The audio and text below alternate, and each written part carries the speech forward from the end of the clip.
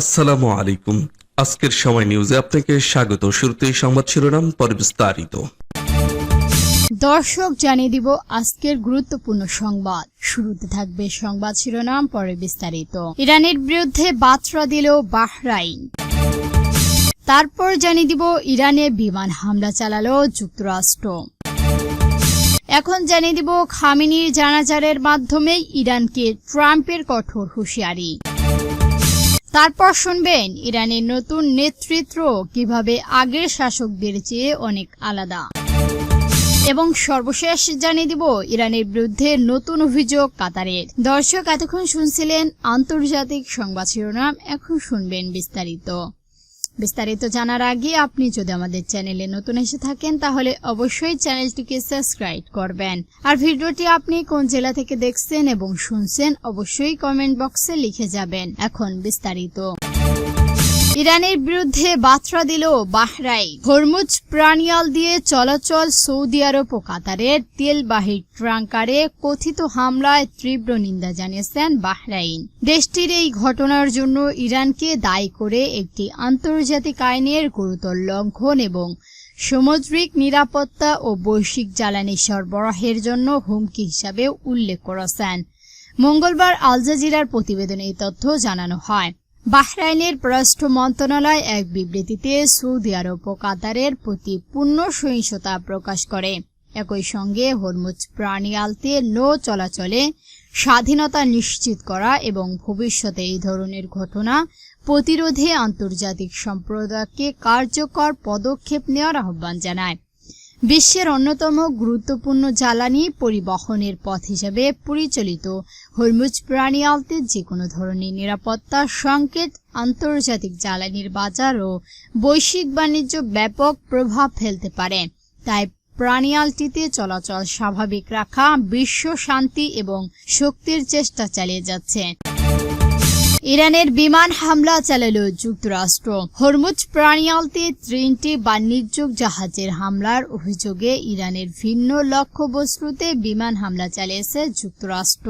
মঙ্গলবার 8 জুলাই এক বিবৃতিতে এই তথ্য জানিয়েছেন মার্কিন সেন্ট্রাল কমান্ডার। সেন্টাকমের দাবি, আন্তর্জাতিক জলসীমা নিরীহ বেসামরিক নাগরিকদের বহনকারী বাণিজ্যিক জাহাজের হামলার জবাবে এই অভিযান চালানো হয়েছে। যুক্তরাষ্ট্রের ভাষ্য অনুযায়ী ইরানের এই ধরনের হামলায় যৌক্তিক বিপর্যয় এবং চলমান যুদ্ধবিরতি চুক্তি স্পষ্ট লঙ্ঘন। এদিকে ইরানের রাষ্ট্রীয় বার্তা সংস্থান ফার্স্ট নিউজ এজেন্সি জানিয়েছেন দেশটির দক্ষিণ অঞ্চলে ভিন্ন এলাকায় অন্তত 14টি বিস্ফোরণের শব্দ শোনা গেছে। এরই মধ্যে শিরিক শহরে 10টি এবং কেশম দ্বীপের মেজ গ্রামে আরও 4টি বিস্ফোরণের খবর পাওয়া গেছে। অন্যদিকে ইরানের পররাষ্ট্র মন্ত্রণালয় যুক্তরাষ্ট্রের অভিযোগ প্রত্যাখ্যান করেছেন। এক বিবৃতিতে তেহরান দাবি করেছেন সমঝোতা স্মারক MOU সাইনের পর থেকেই তারা আন্তরিকভাবে সঙ্গে এবং নিজেদের সব প্রতিশ্রুতি পালন করছেন। ভিন্ন অজুহাত দেখিয়ে সব সমঝোতা লঙ্ঘনের চেষ্টা করছেন ওয়াশিংটন। তিনি বলেন, অভিযোগ করেছেন ইরান, তবে হামলায় হতাহত বা ক্ষয়ক্ষতির বিষয়ে এখন পর্যন্ত কোনো আনুষ্ঠানিক তথ্য প্রকাশ করা হয়নি। পরিস্থিতি নিয়ে দুই পক্ষের বক্তব্য ভিন্নতা দেখা দিচ্ছে। খামেনির জানাজার মাধ্যমে ইরানকে ট্রাম্পের কঠোর হুঁশিয়ারি। যুক্তরাষ্ট্রের প্রেসিডেন্ট ডোনাল্ড ট্রাম্প ইরানকে আবারও কঠোর হুঁশিয়ারি দিয়ে বলেছেন, ইরানকে হয় একটি সমঝোতায় পৌঁছাতে হবে নতুবা যুক্তরাষ্ট্র সামরিক পদক্ষেপের সম্পূর্ণ করবে। ইরানের প্রয়াত সর্বোচ্চ নেতা আয়াতুল্লাহ খামেনির জানাজার মাধ্যমে তিনি একই হুমকি দিলেন। সাংবাদিকদের সঙ্গে আলাপকালে ট্রাম্প বলেন, নতুন যুদ্ধ পরিবর্তনের সমঝোতাকেই প্রাধান্য দিতে চান, কারণ ইরান কোটি কোটি সাধারণ মানুষের ক্ষতি তিনি চান না। তবে একই সঙ্গে তিনি দাবি করেন, প্রয়োজন হলে খুব অল্প সময়ের মাধ্যমে ইরানে সেতু ও জ্বালানি অবকাঠামোর ধ্বংস করে দেওয়ার সক্ষমতা যুক্তরাষ্ট্রের রয়েছে। খামেনির যুক্তরাষ্ট্র জানাজায় ও দাফনের কারণে বর্তমান যুক্তরাষ্ট্র ও ইরানের আলোচনা স্থগিত রয়েছে বলে জানিয়েছেন তিনি।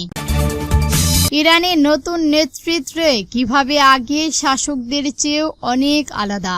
গত মাসে ভাইস প্রশাসনের নৌশকফোজ সময় যুক্তরাষ্ট্রের প্রেসিডেন্ট ডোনাল্ড ট্রাম্প যখন ইরানের সঙ্গে একটি চুক্তিতে সই করেন, তখন অনেকেরই মধ্যে এই ধরনের দৃঢ়পন্থা দিক দেখা দিয়েছিল।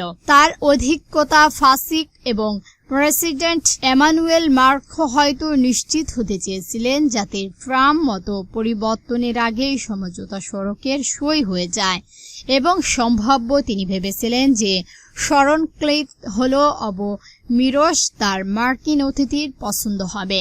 কিন্তু 1.5 পৃষ্ঠা ওই চুক্তি এবং এই ভেন্যু নির্বাচনের বিষয়টির সাথে অনিবার্যভাবে 1919 সালে প্রথম বিশ্বযুদ্ধ শেষে স্বাক্ষরিত অতি দীর্ঘ ভাইস চুক্তির তুলনায় চলে আসে। 1919 সালে সেই চুক্তি ইউরোপকে নতুন রূপ দিয়েছিল, কিন্তু এই চুক্তিতে যে বিপুল ক্ষতিপূরণ দিতে হয়েছিল জার্মানিকে, তাতে দেশটিতে ব্যাপক ভোগ ও তিক্ততা জন্ম নেয় এবং মাত্র 20 বছর পর কয়েকটি বৈশ্বিক সাক্ষাতের পথ তৈরি হয়, যা এখন ভাইস চুক্তি চাইতেও অনেক দিক থেকে ভিন্ন হলেও ইরান চুক্তিটি কি শেষ পর্যন্ত সমানভাবে ভাগ্য নির্ধারণ হিসেবে বিবেচিত হতে পারে। দেখা যাচ্ছে সাক্ষাতের প্রায় 3 সপ্তাহ পরও এটি ভঙ্গুন যুদ্ধবিরতি মোটামুটি টিকে আছে। তবে হরমুজ পেনিয়ালের পাশাপাশি ভিন্ন মাত্রায় কয়েকটি সংঘর্ষণের পর এই যুদ্ধের কারণ হয়ে ওঠা কোনো বিষয়ে সমাধানের কাছাকাছি না পৌঁছানোর মধ্যপ্রাচ্যের পরিস্থিতি আগের মতো অনিশ্চয়তা বলে মনে হচ্ছে।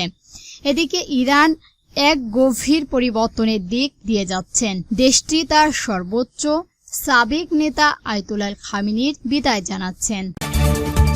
ইরানের বিরুদ্ধে নতুন অভিযোগ কাতারের। হরমুজ পেনিয়াল দিয়ে চলাচল সব আল রেকাওয়াত নামের একটি তেলবাহী জাহাজ হামলার ঘটনায় ইরানকে দায়ী করেছেন কাতার। মঙ্গলবার এক বিবৃতিতে কথা জানিয়েছেন কাতারের পররাষ্ট্র মন্ত্রণালয়ের মুখপাত্র মাজিদ আল আনসারি।